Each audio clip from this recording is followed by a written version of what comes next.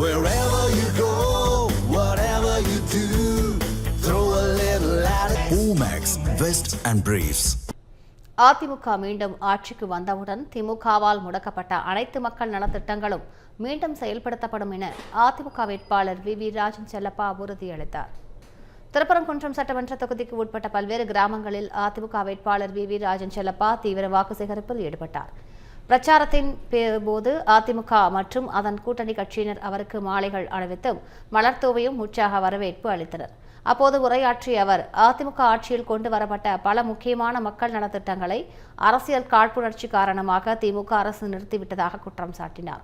அதிமுக மீண்டும் ஆட்சி அமைத்தவுடன் தாலிக்கு தங்கம், அம்மா மினி கிளினிக் உள்ளிட்ட திட்டங்கள் மீண்டும் செயல்படுத்தப்படும் என உறுதி அளித்தார்.